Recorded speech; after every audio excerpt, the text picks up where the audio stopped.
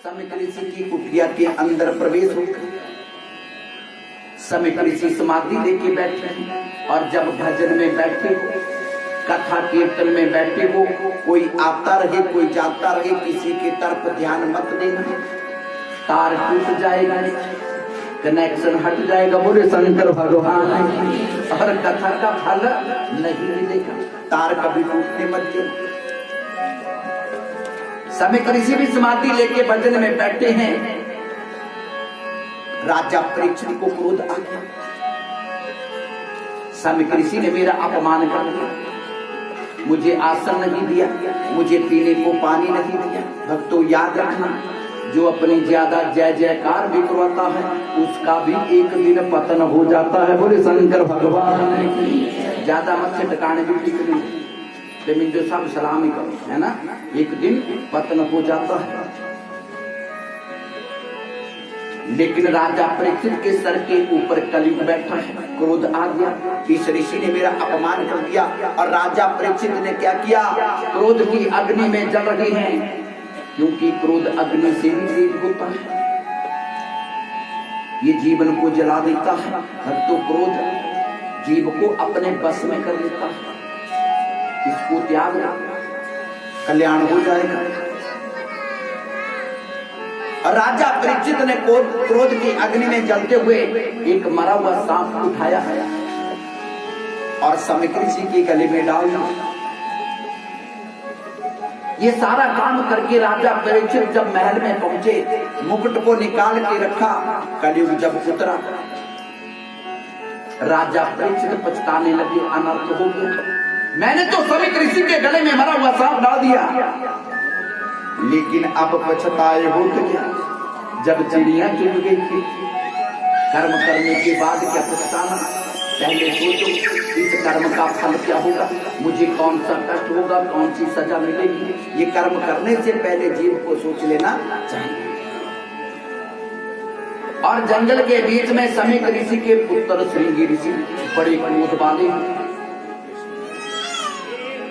अपने पिता के गले में जैसे ही मरा हुआ सांप देखा, हाथ में जल लेकर के सांप दे दिया। जिसने भी मेरे पिता के गले में मरा हुआ सांप डाला है, आज से ठीक 7वें दिन तक सकनाक के डसने से उसकी मृत्यु हो जाएगी। राजा परीक्षित को सांप दे। भक्तों, राजा परीक्षित मर चुके, अब हम सब परीक्षित हैं। हम सबको वेद शास्त्रों से संदेशा मिल रहा है, इन्हीं 7 दिनों में सब जाएंगे। सोमवार, मंगलवार, बुधवार, वीरवार, शुक्रवार, शनिवार, रविवार, किसी भी दिन हो, काल रूपी तक्षक आएगा, हम सबको डसेगा, जाना पड़ेगा। क्योंकि मृत्यु लोक का नियम है, परिवर्तन वो तो होगा, क्योंकि प्रकृति के नियम कभी बदलते नहीं हैं। अब तो ये जो हमारे को घर मिला है ना, ये किराए का है। संतों की वाणी है, बड़े मन मुसाफिर निकलना पड़ेगा, सारा पूरी को करना पड़ेगा, मन मुसाफिर निकलना पड़ेगा, सारा पूरी को करना पड़ेगा, मन मुसाफिर निकलना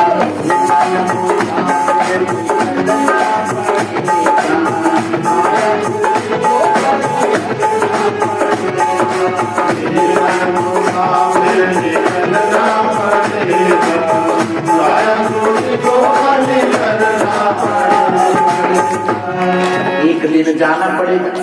और संतों ने लिखा है, किराए के कमरे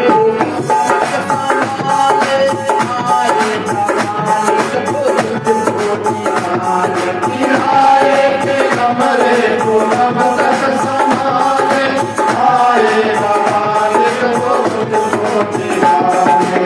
मरे का भाड़ा भी भरना पड़ेगा, आया को खाली करना पड़ेगा, मरे का भाड़ा भी भरना पड़ेगा, आया को खाली करना पड़ेगा।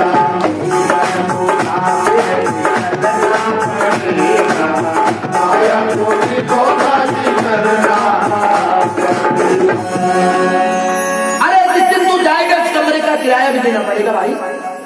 तुम्हें जो भला अपने कमरे बिना किराए के देगा कोई? तारे पुजारे टूटे मिलो बड़े शंकर भगवान। उस दिन भी जाओगे जब इस घर का मालिक तुझे निकालेगा, किराया देना पड़ेगा।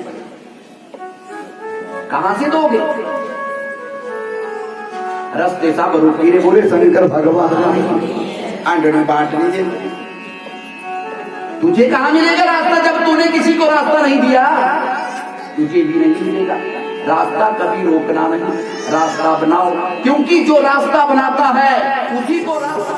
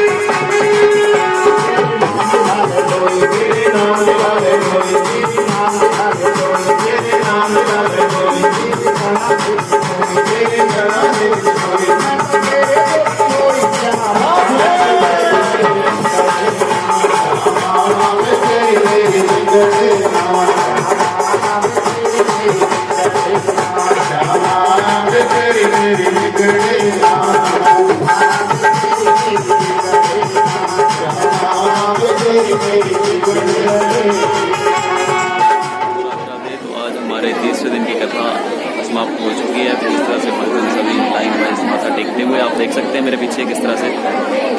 तो नवमी में हमारी कथा चल रही है, बहुत ही अच्छी कथा यहाँ पे हो रही है और भक्तजन बहुत अच्छे तरीके से आते हैं सभी। आप हमारे वीडियोज़ को देखते रहें, लाइक शेयर सब्सक्राइब जरूर करें। जैसे राधे।